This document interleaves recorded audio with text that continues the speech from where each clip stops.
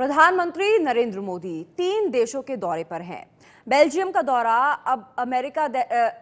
दौरा वो कर चुके हैं और अब अमेरिका के लिए रवाना भी हो चुके हैं।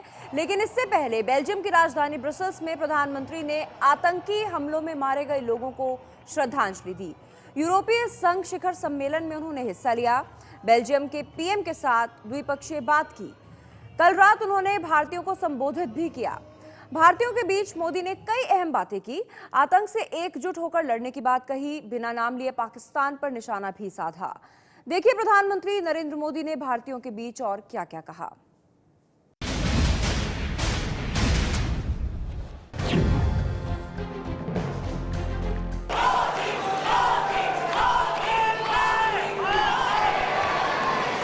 मेरा सौभाग्य है कि आज मुझे लोकदूतों के आशीर्वाद पाने का अवसर मिला है।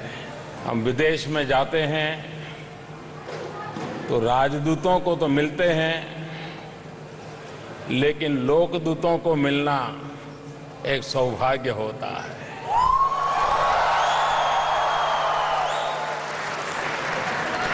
और सरकार में अगर राजदूत है तो आप भारत के लोकदूत हैं, जो भारत के सांस्कृतिक परंपरा को, भारत को दुनिया के सामने अपने व्यवहार से, अपनी वाणी से, अपने विचारों से परिचित करवाते हैं, प्रभावित करते हैं। ऐसे सभी ये हजारों लोकदूतों को मेरे नमस्कार।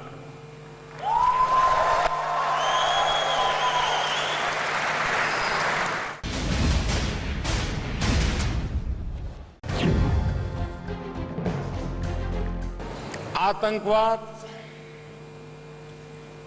किसी भूभाग पर चुनौती नहीं है। आतंकवाद मानवता को चुनौती दे रहा है और इसलिए समय की मांग है कि जो भी मानवता में विश्वास करते हैं, दुनिया की उन सारी शक्तियों ने एकत्र आकर के आतंकवाद से मुकाबला करना होगा। कभी गुड टेररिज्म, बैड टेररिज्म,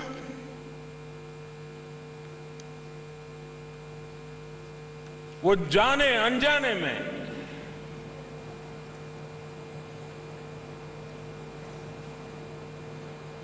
आतंकवाद को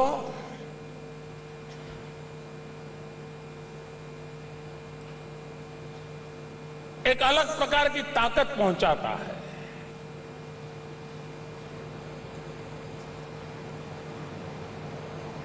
और इसलिए समय की मांग है कि दुनिया इस आतंकवाद की भयानकता को समझे।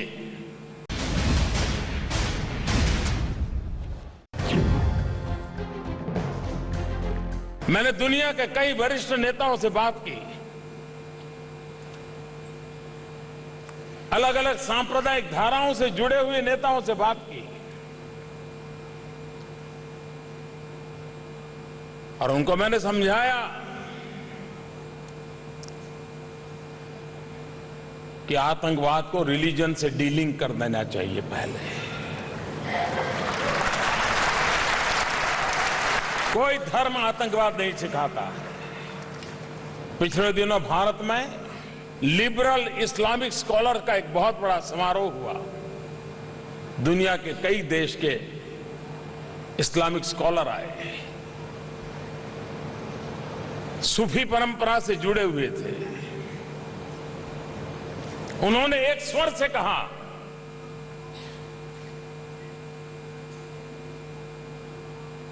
कि आतंकवादी जो इस्लाम की बात करते हैं वो इस्लाम नहीं है, ये तो अन इस्लामिक बात करते हैं।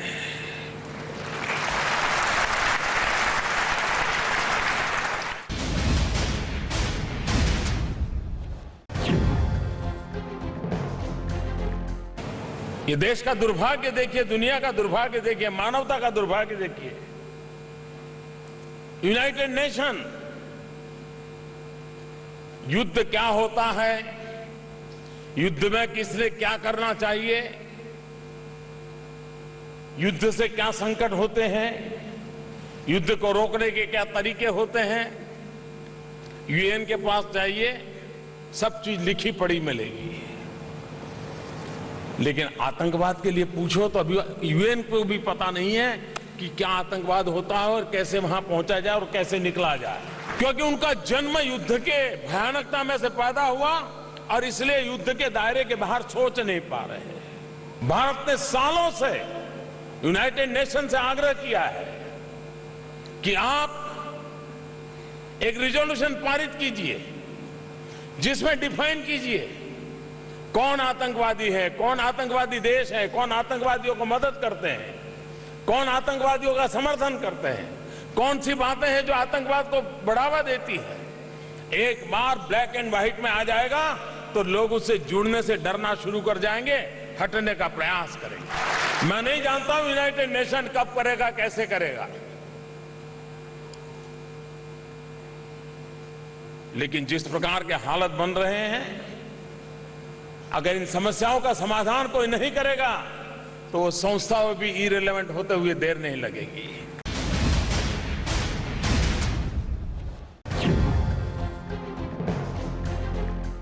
आपको जानकर के खुशी होगी, हमारी सरकार आने के बाद किसी भी प्रकार की गोली चले बिना,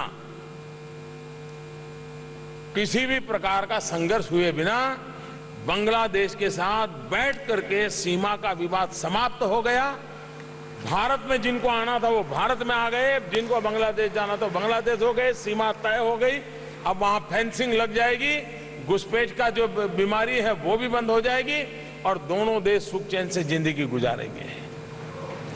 पानी का विवाद था वो भी निपट गया। दुनिया के सामने हमने एक मिसाल रखी है कि पड़ोसी देशों के साथ बातचीत से मसले सॉल्व किए जा सकते हैं। कुछ पड़ोसी हैं जिनको बात गले नहीं उतरती।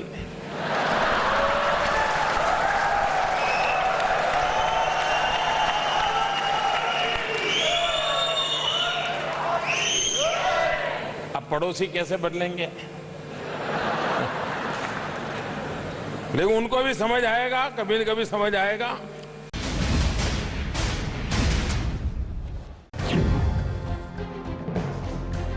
आज मुझे खुशी है, करीब करीब सभी नागरिक आज बैंक व्यवस्था से प्रधानमंत्री जन धन अकाउंट से जुड़ गए। 21 करोड़ नए बैंक अकाउंट खुले, 21 करोड़। अमीरों की गरीबी तो बहुत बार नजर आती है, लेकिन गरीबों की अमीरी की तरफ नजर बहुत कम जाती है।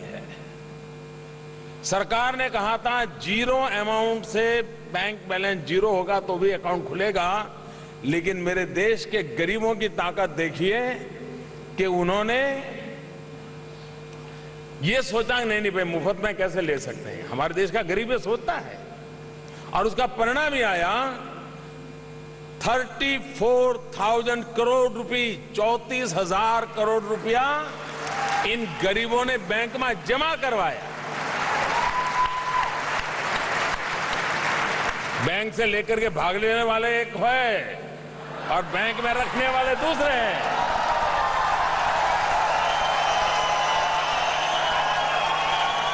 अमीरों की गरीबी क्या होती है और गरीबों की अमीरी क्या होती है, ये साफ नजर आता है दोस्तों।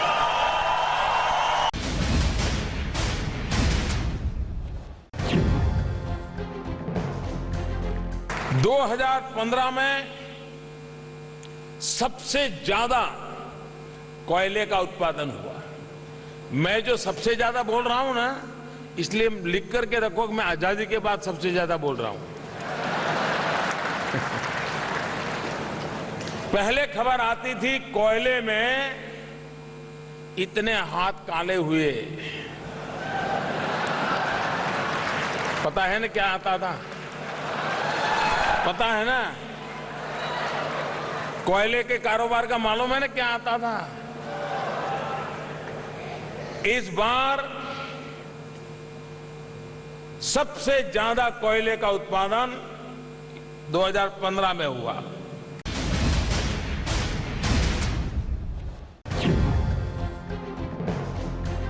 दुनिया के अच्छे से अच्छे देशों की इकोनॉमी आज हिल चुकी है। ऐसे समय सारी दुनिया एक स्वर से कहती है, चाहे वर्ल्ड बैंक हो, IMF हो,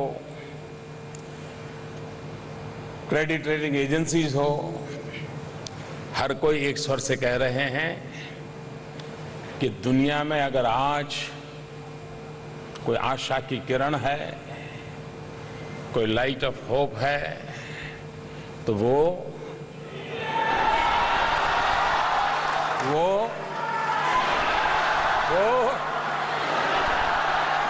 सारी दुनिया एक स्वर से कह रही है, उस देश का नाम हिंदुस्तान है।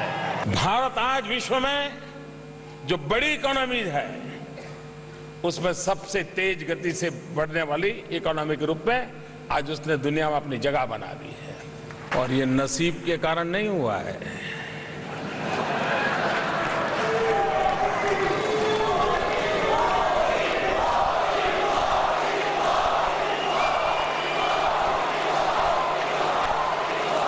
मोदी के कारण भी नहीं हुआ है, ये 125 करोड़ हिंदुस्तानियों के कारण हुआ है। दुनिया भर में फैले हुए हिंदुस्तानियों के कारण हुआ है।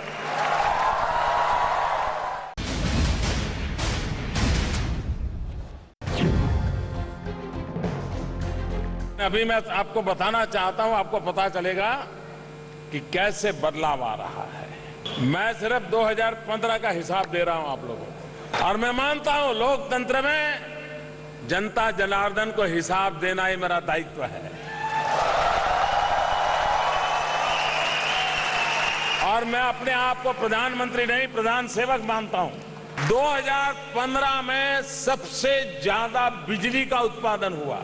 2015 में देश में सबसे ज्यादा दूध का उत्पादन हुआ। मतलब पशु भी सुखी हुए होंगे। गाय भैंस ने दूध तो ज्यादा दिया ही दिया,